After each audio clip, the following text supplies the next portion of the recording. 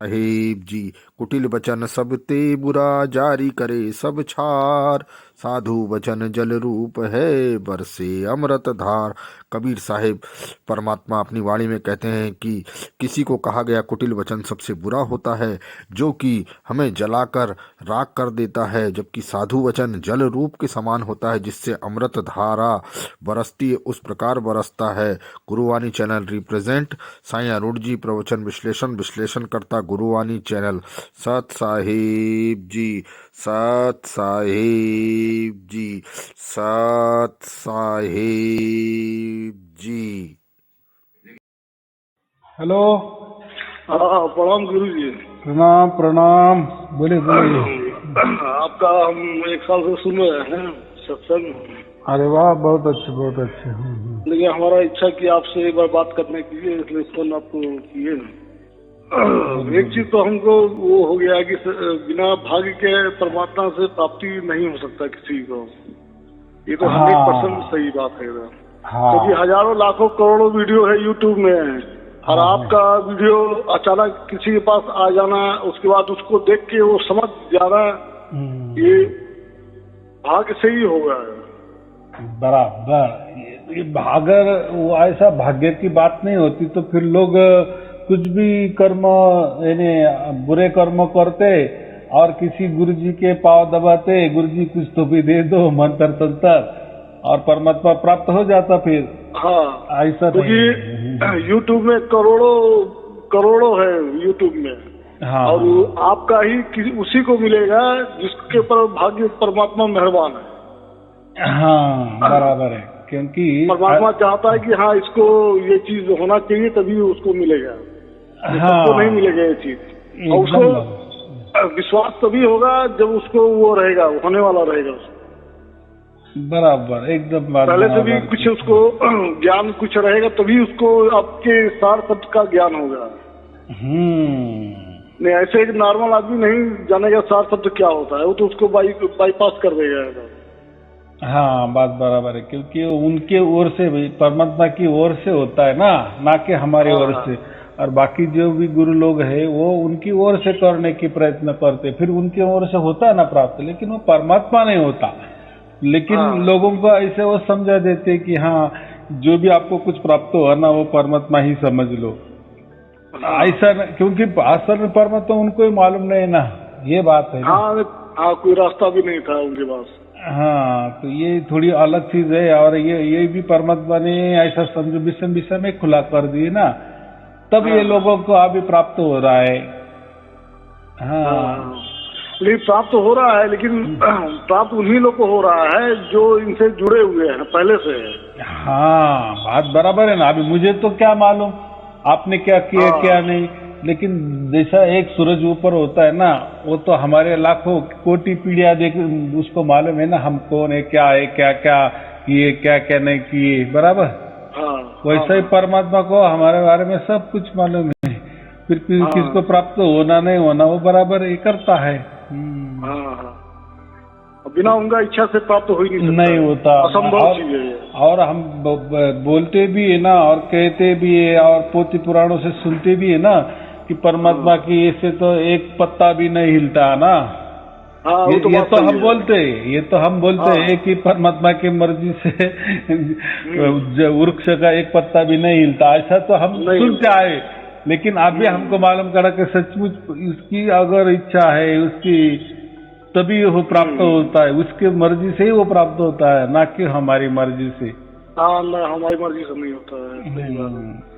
क्योंकि हम लोग इतना ऋणी हो जाते हैं हर चीज का। अब सूर्य का रोशनी ले रहे हैं, सूर्य का हम लोग ऋणी हो गया, हवा का ऋणी हो गया। तो ये सब कर्म बंधन जब तक कम नहीं होगा तब तक ये सब होगा ही नहीं। एकदम अनाज खा रहे हैं उसका ऋणी हम लोग हो गए।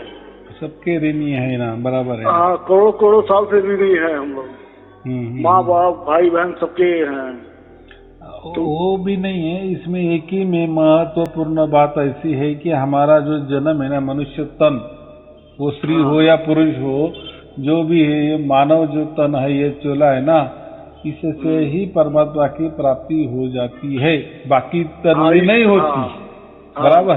इसी के लिए मानव जन्म दिया ही गया है।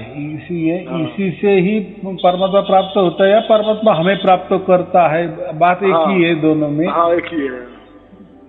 तो यही इसका महत्व है। नहीं तो आजकल ऐसा समझो कि ब्रह्मा, विष्णु, शंकर जी, ये भी जो देवता है, बड़े देवता है, लेकिन इनको भी अगर परमात्मा की प्राप्ति करनी है तो इनको मानव जन्म धारण करना पड़ता है। मानव जन्म चाहिए, सही बात है। नहीं, हम लोग मन का भूख मिटाते हैं, शरीर का भूख मिटाते हैं, लेकिन आत्मा का कभी हम लोग कोशिश नहीं करते कि आत्मा क्या चाह रहा है। और जिसका आत्मा का मतलब भूख जिसको मालूम होगा वही परमात्मा पा सकता है। हाँ, कैसा है, लोग बहुत सारे लोग मानते ही नहीं कि हमारे अंदर कोई परमात्मा, जैसे हम तो हमारे शरीर के माँ बाप तो पहचानते हैं, लेकिन और एक शरीर के अंदर भी एक चैतन्यता है, वो चेतन का भी कोई तुम्हें माँ बाप है, ये इसके उपरांत कोई लक्ष्य नहीं देते। बात ये होती है। हाँ, नहीं देते लक्ष्य। और दूसरे को मालूम नहीं, इसलिए उसके बारे में कोई बताता भी नहीं ना। यही भाग्य की काम होता है। या ऐसा समझो जैसे कोई बोलते हैं ना, धर्म की हानि होती है तब परमात्मा प्रकट होता है, ऐसा ही समझो। अभी ये घोर कलयुग आया है, अभी ये 20 चालू हो गया, उसके बाद भी देखो ये 20 बरस कैसे जाने वाले हैं, बहुत खतरनाक जाने वाले। इसके बचने के लिए तो परमात्मा ने उसके बच्चों को उनकी रक्षा के लिए तो ये दे दिए ना सारे शब्द, ऐसा उसका मतलब है ना। और वो तो ऐसा हर युग में या ऐसा युग युग में वो अपने बच्चों की ये लेता ही है, उनकी सहायता करता ही है, किसी भी प्रकार से हो। तो इसी प्रकार से हो गए, चलो वो भी जाने दो, लेकिन हमारा नंबर लग गया, उसने हमको उसकी गोद में ले लिए, बस यही हमारा भाग्य है ना। हमारे इतने पीढ़ी गया, उसमें परमात्मा किसी को प्राप्त नहीं, लेकिन हमको हो गया, या परमात्मा हमको प्राप्त कर लिए। यह हमारे लिए बहुत बड़ी घटना है, हमारे परिवार के लिए समझो, हमारे जितने पीढ़ी है उनके लिए। बाकी लोग जानते, वो तो लोग हैं, वो तो 900 करोड़ लोग हैं, वो तो बढ़ते भी कम होते भी, उनसे क्या करना। देखो, हम अकेले आए, अकेले जाने वाले हैं, और अकेले का हिसाब होने वाला है ना। बस हमें कर्म बंधन सबका अलग अलग होता है, हर किसी का कर्म बंधन अलग अलग होता है, बराबर। और वो भोगना ही पड़ता है।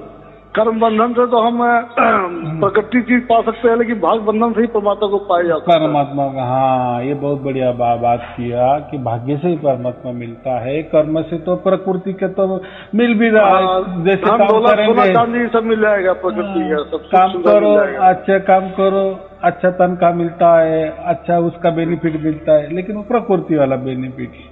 लेकिन अच्छा कर्म से परमात्मा नहीं मिलता, परमात्मा के भाग्य लगता है। और भाग्य की व्याख्या आज तक किसी ने ये नहीं की। कर्म का तो भी कुछ तो भी लोग बोल सकते हैं कि कर्म ऐसा कहे तो अच्छा होता है, ऐसा कर्म किए तो पुण्य मिलता है, यहाँ तक ठीक है, लेकिन भाग्य कैसा बनता है ये किसी को नहीं मालूम। परमात्मा तो ही मिलता है जब कर्म और पाप दोनों शून्य होगा।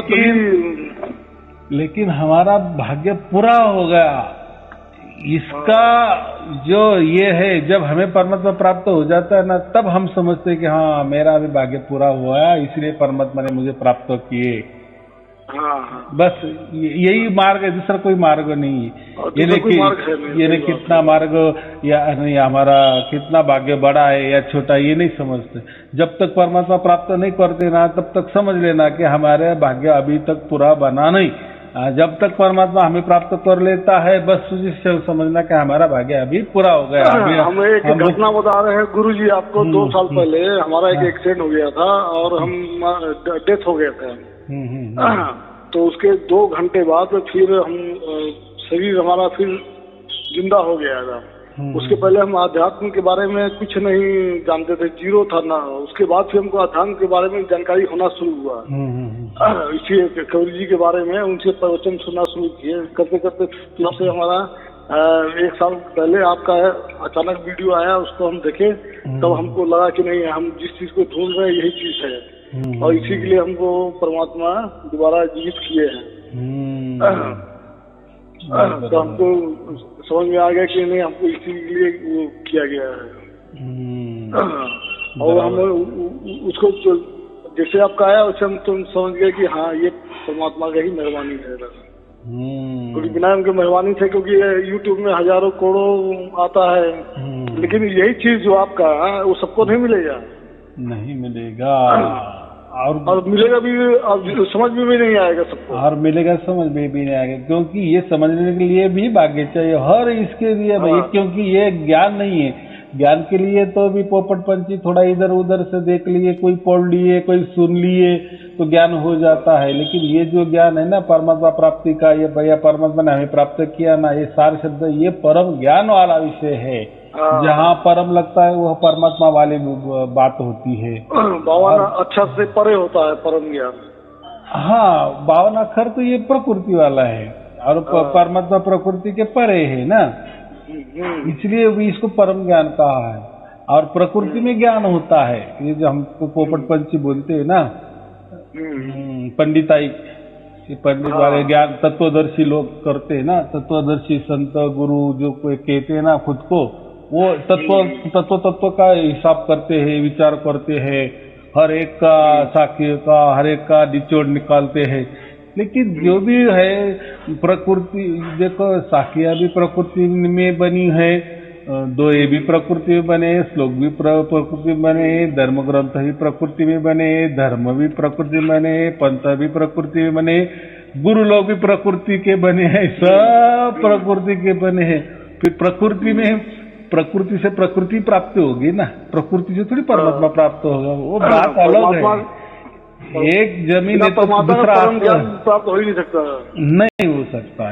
ये देखो प्रकृति समझो जमीन है तो परमात्मा आसमान है, ये दोनों का मेल कैसा होगा, नहीं होता है ना, नहीं होगा। हाँ, लेकिन उसकी ओर से अगर कोई हो गया तो बात है ना, और वैसा ही हो गया। अब अभी सबको जो प्राप्त हो रहा है वो उसकी ओर से प्राप्त हो रहा है, वो ना कि हमारे नीचे से ओर से, प्रकृति की ओर से, क्योंकि प्रकृति में तो हजारों लाखों फंडे हैं परमात्मा प्राप्ति के, लेकिन वो कुछ काम से नहीं आते हैं, और लोग खुद को समझ लेते हैं, या गुरु लोग बता देते हैं कि हाँ हाँ यही परमात्मा, ऐसा ही परमात्मा होता है, बस बस बस बराबर है, बस किसी को बोलो मत कि मैंने क्या प्राप्त किया, तुझे बढ़िया परमात्मा प्राप्त हुआ। तो क्या हो जाता है, वो दूसरे को बोलने भी नहीं देते, बताने भी नहीं देते, और उसको भी, और वो भी बेचारा समझ के चलता है कि हाँ हाँ गुरु जी बोले कि परमात्मा प्राप्त हो गया। जानकारी नहीं है तो क्या करेगा भाई, वही करेगा जो वो लोग बताएंगे। हाँ, अरे भाई परमात्मा है ना, जो सत्य है ना, तो सत्य को क्यों छिपाना।